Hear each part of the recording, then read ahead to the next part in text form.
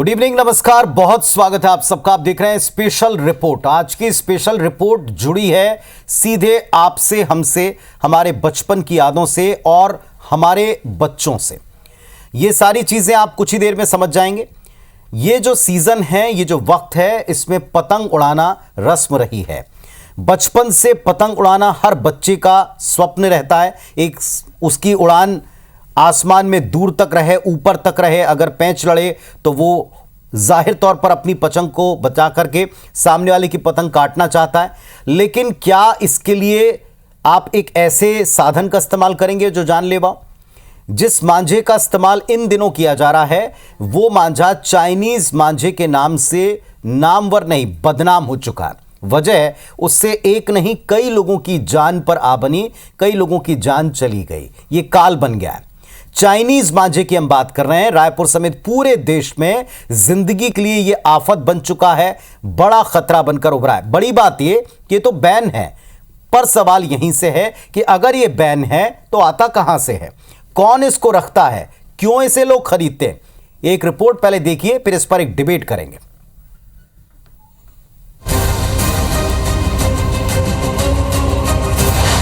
Chinese मांझा बना जान का दुश्मन, गले में फंसा धागा गई मासूम की जान। मौत की डोर पर आखिर लगाम कर। आसमान पर उड़ती रंग बिरंगी पतंगे जहां खुशियां देती है, वहीं दूसरी तरफ वो किसी के घर मातम की वजह भी बन जाती है। ऐसा इसलिए क्योंकि आजकल मार्केट में चाइनीज मांझे की भरमार है। पतंगबाज उन्हें खरीद रहे हैं और इस्तेमाल भी कर रहे हैं। लेकिन यही चाइनीज मांझा अब लोगों की जान का दुश्मन भी बनता जा रहा है।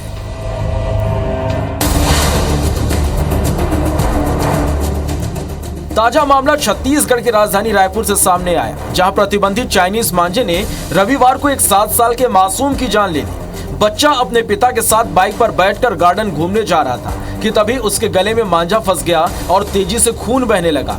मासूम के गले से खून निकलता देख पिता बदहवास हो गए। आसपास मौजूद लोगों की मदद से वो अपने घायल बच्चे को लेकर अस्पताल पहुंचे, पर बच्चे की जान नहीं बची। चाइनीज मांझे की वजह से 7 साल के मासूम की सांसें थम गई।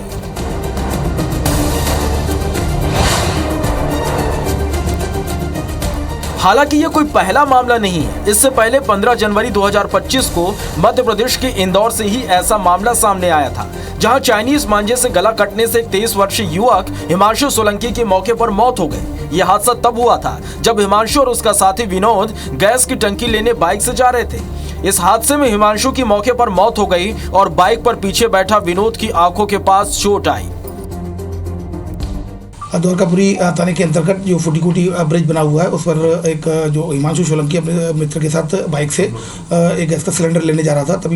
तभी एक जो मांझा था, मांझे से उसकी गर्दन जो थी, गर्दन पर मांझा लगा और धीमे काफ़ी आगे तक उसको घिसटता चला गया और जिससे उसकी गला कट गया और गले कटने से उसकी मौत हो गई।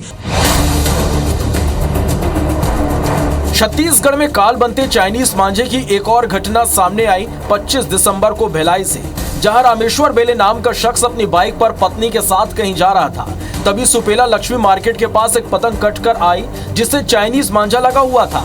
वो अचानक आकर उनके गले में लिपट गया। उन्होंने हटाने की कोशिश की, लेकिन तब तक मांझे ने उनका गला काट दिया और गले से खून निकलता रहा। जैसे तैसे इलाज के लिए अस्पताल पहुंचाया गया। हालांकि गनीमत रही कि उनकी जान बच गई।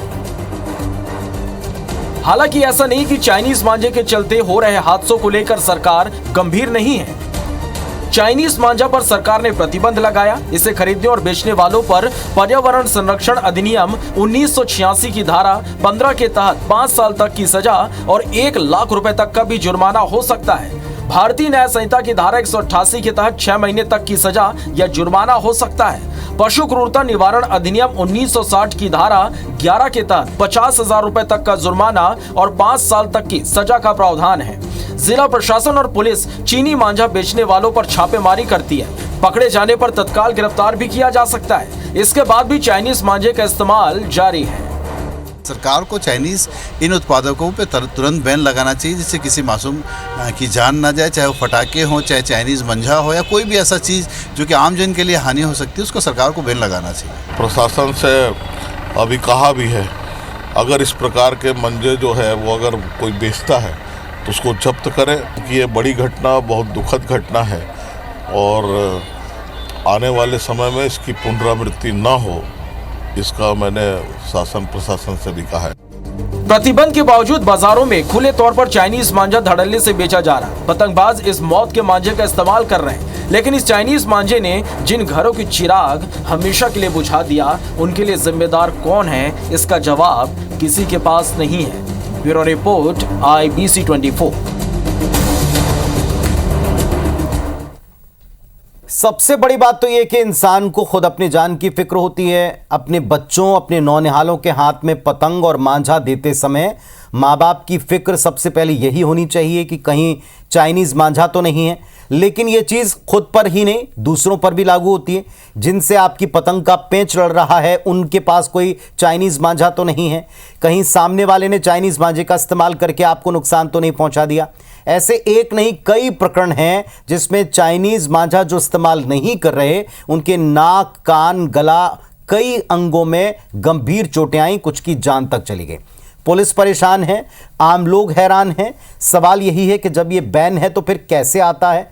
चाइनीज़ चीज़ें सस्ती होती हैं, लेकिन ये जानलेवा चीज़ लोग क्यों इस्तेमाल करते हैं? आज इसका जवाब लेने की कोशिश करेंगे। लखन पटले साहब हैं, ASP रायपुर सिटी के, धीर गंभीर और जिम्मेदार एक ऑफिसर हैं, हमारे साथ में जुड़ गए।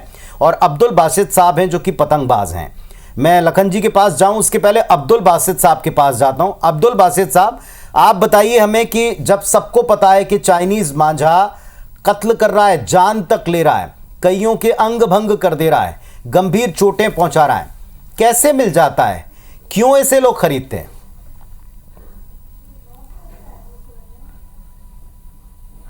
ये क्या है, मार्केट में मिल जाता है। असली में क्या है, बहुत से लोग पतंग उड़ाते हैं जो, तो वो ये आम मांझे से पतंग उड़ाते हैं तो उनकी पतंग कट जाती है। तो कोई बताता है उनको, जैसे किसी ने बोला कि भैया, जी कहिए, अपनी बात पूरी कह दीजिए कि भैया इस पर चाइनीज अपना ये चाइनीज मांझे से पतंग उड़ाएंगे तो पतंग कटेगी नहीं। एक्चुअली क्या है, चाइनीज मांझा बहुत मोटा होता है, वो क्या है, टूटता नहीं है। वो एक पतंग उड़ाओ आप, कितनी 25-30 पतंगे काट दो फिर भी नहीं खराब होता वो, और मिल जाता है आसानी से। आप जैसे पतंग वालों के पास जाओगे, उनसे बोलोगे हमें चाइनीज़ मांझा दे दो, और एक उसका और ऐसा नाम है, शॉर्टकट में पांडा बोलते हैं उसको, पांडा दे दो हमें, तो वो मिल जाता है पतंग वालों पे। तो मेरा आपके माध्यम से ये बताने का है कि कम से कम दुकान वालों पे जिनके पास मिल जाए तो सख्त कार्रवाई की जाए, और दूसरे लोगों को उन पर जब कार्रवाई की जाए तो दूसरे लोगों को ये शिक्षा मिले कि यार इससे बहुत सख्ती होती है और सज़ा हो जाती है और जुर्माना हो जाता है, इसलिए नहीं बेचना चाहिए। एक तो आजकल आम मांझा बहुत अच्छा मिलता है, उससे पतंग उड़ाई जाए, उससे कोई नुकसान नहीं होता। अब्दुल बासित साहब, एक तो पहले ही आज की तारीख में मोबाइल के चलन में आ जाने के बाद लोगों ने फिजिकली खेलना बंद कर दिया है। उस पर से ऐसी घटनाएं, कुछ तो इससे डर गए, और जैसा आप बता रहे हैं कि कुछ लोग अभी भी इसका इस्तेमाल कर रहे हैं। इससे जो असल पतंगबाज हैं, जो पतंगबाजी के पहले पैंच के जो पहले कई गेम्स हुआ करते थे, कुछ लोकल स्तर के टूर्नामेंट्स भी हम देखते थे, एक बड़ी स्पर्धा होती थी, टसल होती थी, वो सब कुछ इससे बदनाम हो रही है। पूरी पतंगबाजी इससे बदनाम हो रही। इसके लिए आप क्या क्या चाहते हैं, किससे कार्रवाई चाहते हैं? नहीं, देखिए, प्रोफेशनल हैं जो लोग, हाँ। वो लोग इसको मांझे को यूज़ नहीं करते। मैं बताऊं आपको, जो मैदानी पेज लड़ाते हैं, जैसे बॉम्बे गई, दिल्ली गई, इलाहाबाद गई, लखनऊ गई टीम, बहुत सारी चीज़ गई। हमारे भोपाल में खुशीलाल हॉस्पिटल के पास बहुत बड़ा मैदान है, वहाँ से पतंग उड़ाई जाती है। लेकिन ये लोग प्रोफेशनल जो लोग हैं, जो बत के पेज लड़ाते हैं, क्लब से हैं, ये रजिस्टर्ड लोग हैं। ये लोग कभी भी पांडा मांझा या चाइना मांझा यूज़ नहीं करते, क्योंकि अगर ये चाइना मांझा तो दूर है, अगर इनमें क्या है कि मांझे की क्वालिटी होती है 6 तार 4 तार, है ना। 4 तार का मांझा अगर किसी ने उड़ा दिया तो 2-2 महीने के लिए उनको बैन कर देते कि भैया आप मैदान आप आके पतंग नहीं उड़ाओगे। पांडा तो उड़ा ही नहीं सकते प्रोफेशनल लोग। ये क्या होता है, जो छत पे से, गड़ी पे से, मोहल्ले में से लोग उड़ाते हैं, एक दूसरे को थोड़ा सा काटने का उनको रहता है कि यार काटना है, ये ये लोग, उन लोगों को तो पतंगबाज जो हैं प्रोफेशनल, जो क्लब से उड़ाते हैं, वो कभी नहीं उड़ा सकते इसको, मांझे को। हमारे साथ में संदीप शुक्ला हमारे सहयोगी इस वक्त जुड़े हुए हैं, उनका भी रुख करेंगे और लखन साहब से फिर इस बात के हम उत्तर लेंगे कि जो व्यवस्थाएं हैं वे क्या चाहते हैं, उनको क्या प्रैक्टिकल व्यवहारिक चीज़ें समझ में आती हैं जब वो इस पर बैन करने के बाद भी इसे कई जगह देखते हैं। संदीप, पहले आप ज़रा बताइए, जो अब तक का पूरा ट्रैक रिकॉर्ड है इस चाइनीज़ मांझे का, पांडा नाम इसका कई लोगों को पता होगा, कुछ लोगों को आज पहली बार शायद सुनने में आ रहा होगा। ये पांडा बड़ी आसानी से लोगों को कैसे मिल जाता है, कहाँ से आता है, किस तरह की लिंक है, कैसे कैसे केसेस आपने देखे हैं, संक्षेप में रखिएगा अपनी बात। देखिए, कहने को चाइनीज मांझा है, लेकिन अल्टीमेटली ये बनता तो इंडिया पे ही है। धागा चाइनीज हो सकता है, लेकिन उसमें जो कांच और अन्य चीजें चढ़ाने का जो काम है वो इंडिया पे अलग अलग होता है शहर में। अभी सदर बाजार की आपको बहुत पुरानी दुकान दिखा रहे हैं। ये मोती पतंग भंडार है, शहर की सबसे पुरानी मांझे की और पतंग की दुकान है। और आपको बता दें कि आसानी से बहुत उपलब्ध होता है। आज जो घटना हुई है टिकरा पारा की, उसके बाद जो है सारी दुकानें बंद कर दी गई है, लेकिन उसके पहले आपको कभी नहीं दिखाया दिखा। इसके पहले जब IIT का जो विनय के लड़के के ऊपर चोट लगी थी, उसके बाद गिनी चुनी 10-12 दुकानों में जाके खाना पूर्ति की गई थी, फॉलो बिल्कुल नहीं किया गया था। हमारे साथ सीनियर वकील भी है दुबे जी। क्या देखते हैं, कैसे प्रशासनिक कमजोरी मानते हैं, कैसे देखते हैं पूरी घटना को जो चाइनीज मांझा बिक रहा है प्रतिबंध के बाद? चाइनीज पतंगी पूरी टोटल बंद हो रही पतंग मंडिया, पुलिस की संरक्षण में ही ये सब दिख रही। जिला प्रशासन के ऊपर एक कार्रवाई का करना चाहिए, कोई कार्रवाई नहीं करता, पुलिस उसको सही तरीके से संपर्क नहीं कराती, इन चीजों को अवगत करा रहे नहीं करा। अच्छा, बतौर अधिवक्ता से कैसे देखते हैं, और जो पीड़ित लोग हैं क्या प्रोविजन है, कैसे आप इसको ओवरऑल देखते हैं मामले को? अब इसमें जो बच्चे के साथ घटना हुई है, क्या उसका अधिकार? चलिए, यहाँ पर एक बच्चे की मौत के बाद ये सवाल उठा है कि आखिरकार क्यों यहाँ, आज तो दुकानें आपने बंद कर ली, लेकिन ये दुकानें खुलती भी हैं और इस पर ये चाइनीज़ मांझा मिलता भी है। जो मांझा मिलता है उस पर जितनी कोटिंग की जाती है वो कई बार जानलेवा साबित होती है। हमारी एक और सहयोगी निहारिका जो इंदौर से हमारे साथ में जुड़ी हैं, उनका हम रुख करते हैं। निहारिका, इंदौर में, उज्जैन में कई इलाके ऐसे हैं जहां पतंगबाजी एक बड़ा पुराना शौक रहा है, और जैसा भी हमारे साथ भोपाल से जो पतंगबाज जुड़े हुए हैं वो साहब कह रहे हैं कि इतने सख्त रूल हैं कि अगर कोई ऑथेंटिक और रजिस्टर्ड है तो वो तो ये कदम उठाएगा नहीं। फिर ये कौन लोग खरीद रहे हैं, इन पर जो एक्शन होते हैं वो पर्याप्त क्यों नहीं है? क्या ये सिर्फ दिखावे वाली कार्रवाई है, जैसा भी हमको संदीप बता रहे हैं?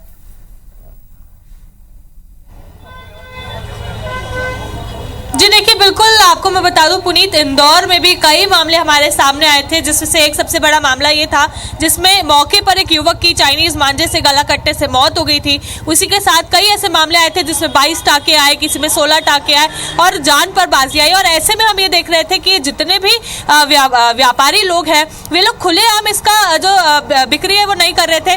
दुकान के बाहर लगाया हुआ था कि ये प्रतिबंधित है, उसके बावजूद ये जो दुकान थी उसमें बिक रहे थे। और ऐसे में प्रशासन द्वारा कार्रवाई तो की गई, लेकिन असल में जो पुरजोर तरीके से कार्रवाई होनी चाहिए थी वो नहीं हुई, जिसका नतीजा जो है इंदौरियों को भुगतना पड़ा और एक युवक की तो जान भी गई है। कुछ लोग हमारे साथ मौजूद हैं, उनसे भी जानते क्या कहेंगे, किस तरह से ये दुकानों में अभी भी चाइनीज मांझा बिक रहा था, कैसे इतनी कार्रवाई होने के बावजूद प्रशासन इस पर नकेल नहीं कस सका? देखिए, प्रशासन का काम है कि कार्रवाई बेहतर तरीके से होना चाहिए, पर प्रशासन हमेशा दिखावटी कार्रवाई करता है। आप एक दुकान दो दुकान पर जाके चालान बनाते हैं या खुद ही रख के पकड़ लेते हैं, आपको तात्कालिक रूप से बहुत कड़ी कार्रवाई करना चाहिए। एक युवक की मौत हो गई तो उसके अंदर इंदौर शहर में देखने को आया कि किस थाने में रिपोर्ट करना है। मतलब अभी तक तो प्रशासन तैयार ही नहीं था कि वो चाइनीज़ मांझा। बाद में मीडिया ने जब दबाव बनाया, जब मीडिया ने बताया, उनके परिवार वालों ने बोला, जब जाकर उन्होंने बताया कि हाँ ये चाइनीज़ मांझा था। जी बिल्कुल, आपको क्या लगता है आमजन के तौर पर अगर हम मांझा खरीदने जाते तो क्या हमें आसानी से मिल जाता है? आज की तारीख में हिंदुस्तान के अंदर सबसे बड़ी समस्या ये है कि जो बाहर से चीज़ आई हुई, विदेश की जो चीज़ आई हुई अपने देश के अंदर, ये ऐसा नहीं होना चाहिए। क्योंकि आज के अंदर सूर्यदेव नगर के अंदर जो घटना घटित हुई है वो वास्तव में चाइनीज़ मांझे से ही हुई थी और शहर के अंदर बोला गया था। बाकी प्रशासन ने, वो तो मीडिया कर्मी थे और जो आप लोग थे तो उसको उछाल के बढ़ाया। बिल्कुल, आपको क्या लगता है कि ये आसानी से लोगों को मिल रहा था या फिर कहीं ना कहीं प्रतिबंधित जो किया गया था उससे हमें कहीं ना कहीं कामयाबी हाथ लगी थी? ये खुला नजर आता है कि प्रशासन और क्षेत्रीय पुलिस प्रशासन, जो पुलिस को सख्ती करना चाहिए। पर जिस थाना क्षेत्र में ये चाइनीज़ का ये बिक रहा मांझा, ये पुलिस को ही मालूम था कि बिक रहा, परंतु वो कार्रवाई नहीं कर रहा था क्योंकि वहाँ की उनकी बंदी थी। क्या आप भी इससे सहमति रखते हैं कि पुलिस को पता होने के बावजूद कार्रवाई नहीं हो रही? बिल्कुल बिल्कुल सही है ये। क्या कहेंगे भैया, आपको लगता है कि पुलिस को पता होने के बावजूद जगह जगह बिक रहा था? बिल्कुल बिक रहा था ये। आपने देखा? बिल्कुल देखा हमने। आपने भी देखा? आपने देखा क्या जगह जगह बिक रहा था? आप लोगों ने देखा? हाँ देखा। कैसे? रोडों पे देखा, ये नए काची मोहल्ले में बिक रहा है जी, ये रानीपुरे में बिक रहा है जी। आपको भी ऐसा देखने को मिला कि बिका था? सरकार की इतनी सख्ती होने के बाद भी अगर इस पर कार्रवाई नहीं होती तो ये आगे चल के बहुत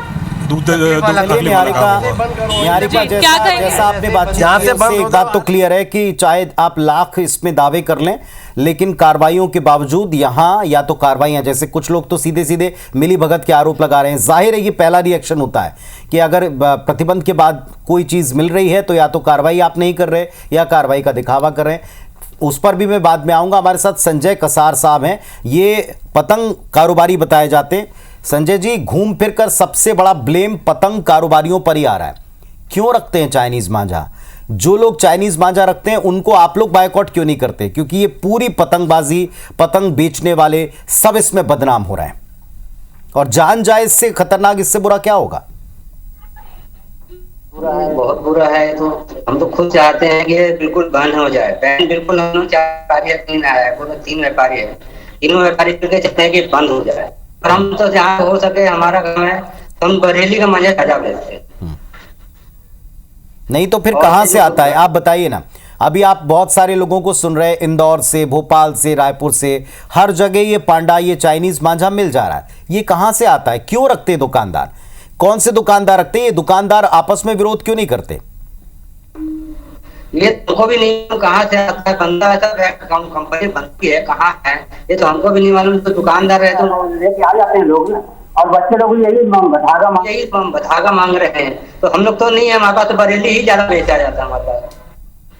और हम लोग तो सोच रहे हैं कि तीनों, हम 4 है, तीनों मिलकर एक साथ बंद करें। कोई भी आया तो किसी से नहीं मिला है। नहीं, लेकिन फिर भी आप देखें, साल दर साल अगर ये घटनाएं हो रही हैं और बढ़ रही हैं, आप जिस भी इलाके में हैं, क्योंकि अभी आप मतलब सामने नहीं आ रहा कि आप कहां से हैं, लेकिन आप जहां भी हैं उन इलाकों में आप देखें चाइनीज मांझे को कंप्लीटली बैन करने, ये काम हम सुनते आए लेकिन हो नहीं पा रहा। तो उसमें एक सबसे महत्वपूर्ण कड़ी तो आप ही लोग हैं। आप देना बंद कर देंगे, लोग बाग मांगना बंद कर देंगे। क्या उसमें ज्यादा मुनाफा है? थोड़ा ये भी क्लियर करिए। क्या ज्यादा सस्ता है, ज्यादा मुनाफा है? करते ही आ रहे हैं सर। कोई क्या ही ज्यादा सस्ता होता है? लोग बेचते हैं, अरे सस्ता जरूर पड़ता सर। तो बच्चे का मजबूत देखते हैं, और हम मजबूती के कारण है। इसमें बहुत से लोग अलग अलग कंपनी के आते हैं, हम लोग तो मांगते नहीं, क्योंकि वो ज्यादा है। तो आजकल धागा जो रबड़ मांगते हैं वो बिल्कुल बैन है, तो हम बहुत पहले से बंद है हमारी। चलिए ठीक है, हमारे साथ में यहाँ अभी इस वक्त लखन पटले साहब हैं, उनका रुख करते हैं। सर, आपने सबको सुन लिया। हम सब चाहते हैं कि चाइनीज मांझा बिल्कुल ना बिके, प्रतिबंधित है तो ये प्रतिबंधित ही रहे। क्या दिक्कत है? आपने सुन लिया, आरोप क्या पुलिस पर लग रहे हैं। लोगों का पहला रिएक्शन होता है कि साहब ये मिली भगत है, ये कट इनका तय हो जाता है। सारे अधिकारी ऐसे नहीं हो सकते, पूरी टीम ऐसी नहीं हो सकती, आप पर एक बड़ी रिस्पॉन्सिबिलिटी है। कुछ लोगों को भी अवेयर होना होगा। आप क्या इसमें एक्सपीरियंस रखते हैं? क्यों ये बिक रहा है, कहां से बिक रहा है? जैसे कि ज्ञात है कि अभी रायपुर शहर में घटना घटित हुई है।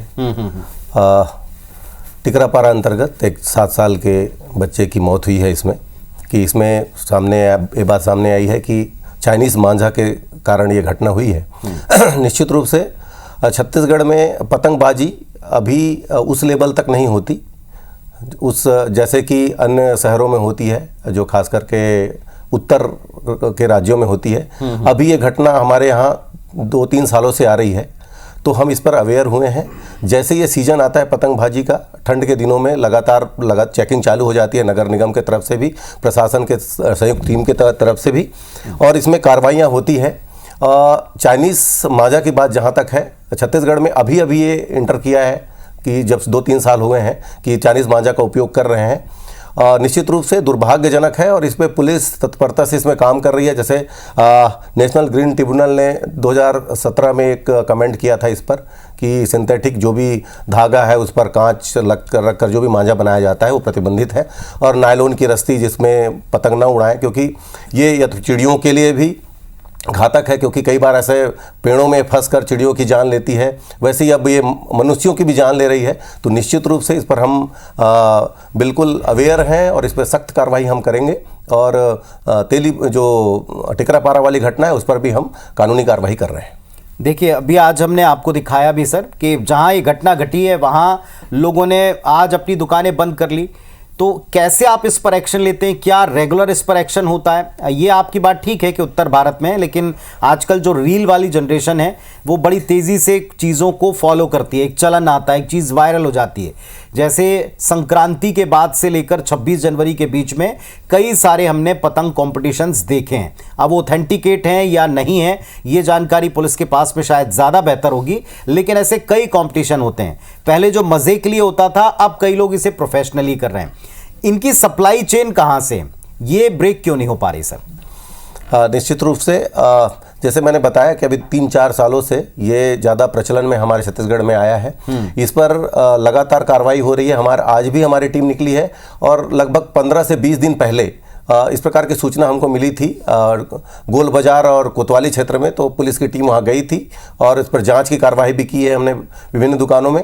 तो पुलिस सक्रिय है, प्रशासन भी सक्रिय है, नगर निगम भी इस पर काम कर रही है और इन पर भविष्य में भी सख्ती से कार्रवाई की जाएगी। संजय कसार साहब, आपसे भी मैं पूछूंगा, कहाँ से सप्लाई होता है, कैसे आप तक आता है? आपने कहा कहाँ बनता है ये तो जानकारी नहीं है, लेकिन सप्लाई कहाँ से होता है? कोई तो इनको देकर जाता होगा, या ऑनलाइन ऑर्डर की तरह आजकल दुकानदार इसे भी ऑनलाइन मंगवा लेते हैं थोक में और फिर फुटकर में बेचते हैं।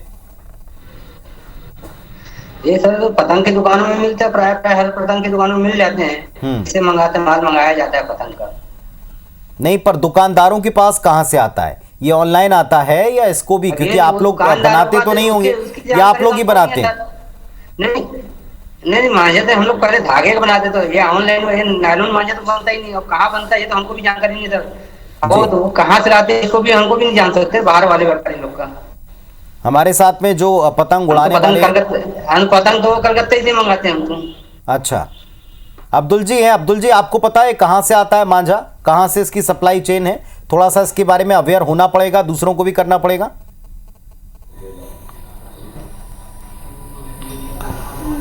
चाइनीज मांझे का तो मुझे नहीं मालूम सॉरी जी, लेकिन लखनऊ से, बरेली का मांझा काफ़ी फेमस है लखनऊ से। मुझे तो वैसे पता ही है कि चाइना से ही आता है ये मांझा सब, है ना। और बाकी यहाँ पे कोई बनाता है ये मुझे बिल्कुल आइडिया नहीं है, लेकिन चाइना से बनाते तो हैं और सारी दुकानों पे मिलता है। इतनी आसानी से नहीं मिलता, जैसे मान लीजिए कि कोई आएगा पहचान पूछ के देते हैं एकदम से, एकदम अपन बोलेंगे चाइनीज़ मांझा दे दो, तो मुझे नहीं लगता वो देते होंगे। और जैसे जो ये उत्सव होते हैं, पतंग उत्सव होते हैं, ये जैसे मैं भी कराता था कोलार भोपाल में। हाँ। हमने 25 साल पतंग उत्सव कराया, लेकिन हम लोग पहले क्या है, पतंग उत्सव कराने से पहले मांझे चेक कर लेते थे, भैया मांझा कौन सा है आपके पास, क्योंकि वो वहाँ पे क्या है कंपटीशन होता था, बड़े बड़े पतंगबाज आते थे, तो फिर वो बहस का मुद्दा, लड़ाई का मुद्दा बन जाता था कि इसके पास 6 तार का मांझा है, हमारे पास 4 तार का मांझा है, इसकी पतंग मतलब अद्धा है, हमारा पौना है। तो वो सारे रूल्स रेगुलेशन पहले एक पॉम्पलेट पे बना के उनको दिए जाते थे कि भैया एक पतंग इतना पेज लड़ाएंगे, ये वाला मांझा यूज़ करेंगे, ये पतंग यूज़ करेंगे। पांडा और चाइना का तो सवाल ही नहीं उठता, वो मैंने नहीं देखा किसी कंपटीशन में। एक्चुअली क्या है सर, ये है ना, थोड़ा सा प्रशासन को सख्त तो होना पड़ेगा। मुझे लग रहा है अगर थोड़ा सा पुलिस और शासन प्रशासन सख्त हो गए तो ये बंद हो जाएगा, क्योंकि ये पतंग मांझा बेचते हैं, इनको ज़रूर पता होगा कि कहाँ से होता है, कहाँ से आता है। थोड़ा सख्ती से अगर पूछताछ की जाए तो मुझे लग रहा है कि सारी चीज़ें एकदम सामने आ जाएंगी। लखन जी हमारे साथ में, मैं उनसे भी यही बात कहूँगा, रिक्वेस्ट भी करूँगा उनसे, और एक तरीके से दायित्व है आज की तारीख में। जो रायपुर की घटना घटी, एक तरीके से अलार्म हो सकती है लखन पटले साहब कि अभी एक घटना घटी, क्योंकि ये चीज़ें हम भोपाल में, इंदौर में, उज्जैन में, वहाँ मालवा के इलाके में रेयरली देखा करते थे, लेकिन इनके रिपीटेशंस बढ़ गए। शायद सख्ती नहीं हुई, शायद जो हुई वो पर्याप्त नहीं रही। लोगों को भी अवेयर करना बहुत ज़रूरी है। आज की तारीख में इनका सप्लाई चेन कहां से है? क्या ये ऑनलाइन आ रहा है, क्या ये ऑफलाइन मिल रहा है, क्या इनके कोई एजेंट्स ऐसे हैं जो इनको लाकर दे जाते हैं? लखन जी। निश्चित रूप से अभी हमने एक निर्णय भी लिया है, क्योंकि किस प्रकार के धागे होते हैं एक्चुअल में ये ज़्यादा लोगों को जानकारी नहीं है कि किस प्रकार के जो धागे हैं वो मांझे के होते हैं, कौन से धागे अलग हैं। तो हम इस पर जरूर ट्रेनिंग देंगे हमारे थानों को कि चेक करते समय किस बातों का ध्यान रखें। जो भी एक्सपर्ट है उनसे जानकारी ली जाएगी कि मांझे का धागा किस प्रकार से रहता है, अन्य नायलॉन का धागा किस प्रकार से रहता है और किस प्रकार से धागों में पतंग उड़ाया जा सकता है। इसकी ट्रेनिंग हम लोग थाने क्षेत्र में देंगे ताकि चेक करते समय हमारी पेट्रोलिंग को भी ये ज्ञान रहे कि वहाँ जाकर उस संबंधित जो मांझे को पहचान ले और उस पर कार्रवाई कर सके। एक बहुत सा वक्त होता है साल का जिसमें ये नहीं उड़ाई जाती, लेकिन कुछ ऐसा वक्त होता है, मैं जैसे संक्रांति से लेकर के 26 जनवरी का पूरा हिस्सा, तब पतंग बहुत ज़्यादा उड़ाई जाती। क्या तब थोड़ी सख्ती, थोड़ी चेकिंग ज़्यादा बढ़नी नहीं चाहिए? एक बात। नंबर दूसरी बात कि इन दुकानदारों के यहाँ जो माल बिक रहा है, जिस तरीके से इनके पास में माल आ रहा है, इसका भी कोई रिकॉर्ड मेंटेन होना चाहिए। बिल्कुल, क्योंकि निश्चित दुकानें हैं जहाँ पर पतंग की चीज़ें मिलती हैं, सामान मिलते हैं, तो ये आइडेंटिफाई है कुछ जगह। लेकिन कभी कभी ऐसा होता है कि किसी स्ट्रीट में कुछ नए लोग आकर बेचना चालू कर देते हैं। जब भी सूचना मिलती है हमारे क्राइम ब्रांच को या थाने को, हमारी पेट्रोलिंग इस पर काम करती है और उन पर उनकी चेक करती है उनको। उम्मीद करेंगे कि जब आज हमारे साथ में लखन पटले साहब हैं, जो वो कह रहे हैं कि पुलिस वक्त वक्त के ऊपर इन पर ध्यान देती है, लेकिन सबसे बड़ी जिम्मेदारी लोगों की है, आपकी भी है। आपके ही बच्चों की जान अगर दांव पर लगी है, अगर आपके बच्चों के हाथ में ये खतरनाक मांझा है, चाहे वो पांडा हो यानी चाइनीज मांझा हो या कोई दूसरे किस्म का मांझा जो बच्चों के हाथ काट सकता है, जो किसी की गर्दन के ऊपर घाव दे सकता है, मत खरीदिए। थोड़े देर के खेल और एक पैंच लड़ाकर उसे जीतने के चक्कर में किसी दूसरे के जीवन की डोर मत काटिए। ये समझ जाएंगे तो अपने आप शायद ये बिजनेस बंद होगा, और अगर इस पर सख्ती नहीं हुई तो आरोप वैसे लगेंगे जैसे भी लोग लगा रहे हैं, मिली भगत के कटके। फिलहाल देखते हैं कि इन मामलों पर अंकुश और रेगुलेशन कितना काम करता। उम्मीद तो यही है कि काम करे। आप सबका धन्यवाद, वक्त निकाला आपने और आपने आकर इस विषय पर बातचीत की। धन्यवाद।